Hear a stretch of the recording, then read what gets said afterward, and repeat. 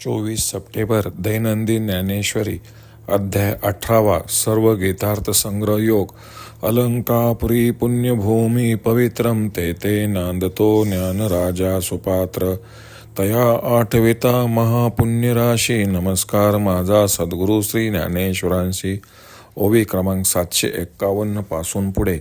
या स्वप्नम भयम शोकम विषादम मदमेव च न विमुष्यती दुर्मेधा धृती सा पार्थ तामसी.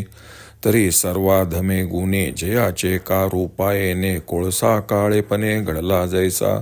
अहो प्राकृत आणि हिनू तयाही की कुणत्वाचा मानू तरी न म्हणिजे पुष्पजनू राक्षसु काही.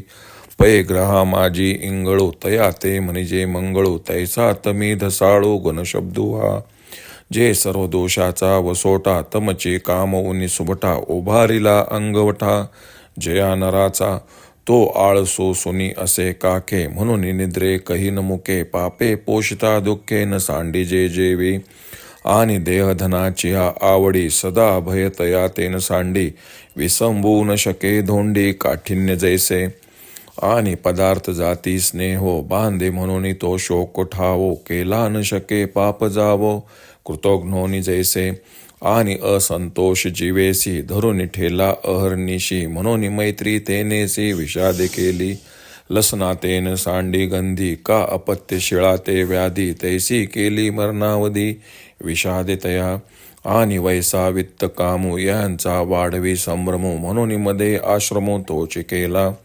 आगी तेन सांडी तापू सळा तेन जातीचा सापू. का जगाचा वैरिवासिपू अखंडू जैसा.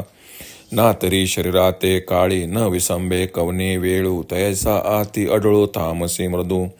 एवं पाच हे निद्रादिक तामसांच्या ठाई देवख. जिया धृती देख धरिले आहाती तिये गा धृती नावे. तामसी येथे जाणावे म्हणितले तेने देवे जगाचेनी. एवं त्रिविध जे बुद्धी की जे कर्म निश्चय आदी तो धृती या सिद्धी नेई जो येथ. सूर्य मार्गो गोचरो होय आणि तो चालती खीर पाये परी चालणे ते आहे धैर्यजीवी. तैसे कुबुद्धी कर्मा ते दावी ते करण सामग्री निपजवी परी निपजावया होवावी धीरता जे. ते हे गा तुझ प्रती सांगितले त्रिविध धृती. या कर्मत्रया निष्पत्ती झालिया मग एत फळ जे एक निपजे सुख जया ते म्हणिजे तेही त्रिविध जाणिजे कर्मवशे. तरी फळरूप ते सुख त्रिगुणी भेदले देख. विवंचू आता चोख चोखी बोली परी चोखी ते कैसी सांगे. पै घेवो जाता बोल बगे कानीची लागे हातीचा मळो. म्हणून जयाचे अव्हेरे अवधानही होय बाहिरे. तेने ऐक हो अंतरे जीवाचे निजीवे. ऐसे म्हणून देवो त्रिविधा सुखाचा प्रस्तावो मांडला तो निर्वाहो निरूपित असे. सुखम त्विदानी त्रिविधम शृणु मे भरतर्षभ. अभ्यासाद्रमते यत्र दुःखांत च निगच्छते. म्हणे सुखत्रय संज्ञा सांगो म्हणून प्रतिज्ञा. बोलिले ते प्राज्ञा एक आता. तरी सुख ते गा किरीटी दाविजेल तुझ दिठी. जे आत्मयाचे भेटी जीवासी होय परी मात्रेचे निमापे. दिव्य शोध जैसे घेपे का कथिलाचे की जे रूपे रसभावनी. नाना लवनाचे जळू हो आवया दोन्ही चार वेळू. देऊनी सांडी जती ढाळू तोयाचे जेवी. तेवी जालेने सुखलेशे जीव भाविले या अभ्यासे. जीवपणाचे नासे दुःख जेते ते येत आत्मसुख. झाले असे त्रिगुणात्मक तेही सांगो एक एक रूप आता. तर कोळसा जसा काळेपणाने बनलेला आहे त्याप्रमाणे तामस धैर्याचे सर्वात नीच जो तमोगुण त्या गुणाने रूपाला येणे असते असे श्रीकृष्ण अर्जुनास सांगतात. अहो जो तमोगुण साधारण आहे आणि नीच आहे त्याला देखील गुणपणाची पदवी कशी. तर राक्षसे दुष्ट पापी असून देखील त्यांना पुण्यजन असे नाव नाही काय. नवग्रहात जो सर्वात क्रूर त्याला मंगळ असे नाव आहे. अशी तमोगुण ह्यातील गुण या शब्दाची योजना अयोग्य होय. हे वीरश्रेष्ठा अर्जुना सर्व दोषांचे वस्तिस्थान जो तम तोच एकत्र कालून ज्या पुरुषाची मूर्ती घडली आहे. ज्याप्रमाणे पापाचरणी पुरुषाला दुःख कधी सोडित नाही त्याप्रमाणे आळसाने नित्य घेरले असल्यामुळे याला निद्रा कधी सोडित नाही. धोंडा आणि कठीणपणा यांची कधी फारकत होणे नाही. तसे याच्या दृढ देहबुद्धीमुळे याला भय कधी सोडित नाही. आणि जसा कृतज्ञ पुरुषाच्या पापाचा परिहार होत नाही, तसा सर्व पदार्थ जाताचे ठिकाणी आसक्ती असल्यामुळे हा शोकाचे माहेरघरच होतो आणि हा रात्रंदिवस असंतुष्ट असतो. म्हणून खेद याचा कायमचा मित्र असतो. हा सदा दुःखी कष्टी असतो.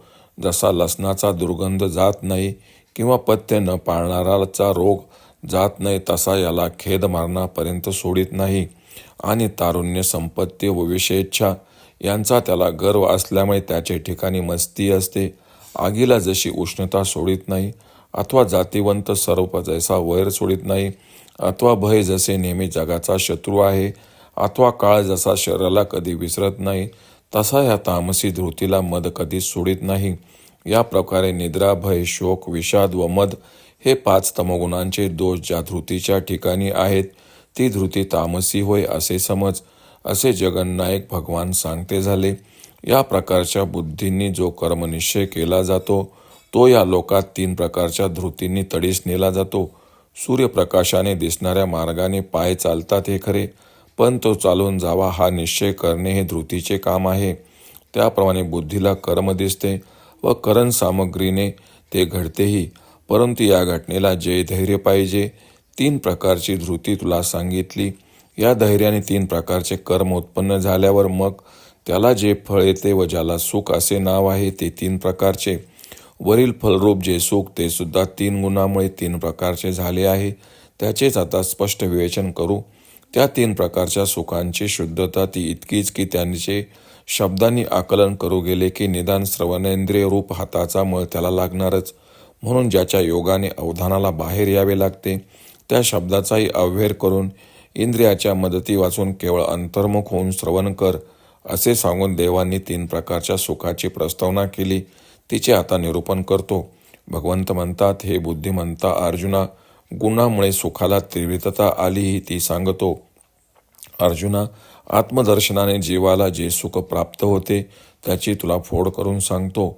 जसे श्रेष्ठ दर्जाचे औषध मात्रेच्या मापाने सेवन करतात किंवा किमया करणारा रसांच्या पुटांनी जसे कथिलाचे रूपे करतो, किंवा मिठाचे पाणी करायचे असेल तर त्यावर 4-5 वेळा पाणी शिंपडावे लागते, त्याप्रमाणे आत्मभेटीच्या प्रथम क्षणी होणाऱ्या सुखलेशाच्या जीवाने अभ्यास वाढवल्यास जीवत्वामुळे प्राप्त झालेल्या दुःखाचा नाश होतो. ते आत्मसुखही गुणभेदाने 3 प्रकारचे झाले आहे. त्या एकेकाची लक्षणे पुढे सांगतो. ओम श्री रुक्मिणी पांडुरंगाय नमः. ओम श्री ज्ञानराज माऊली नमः.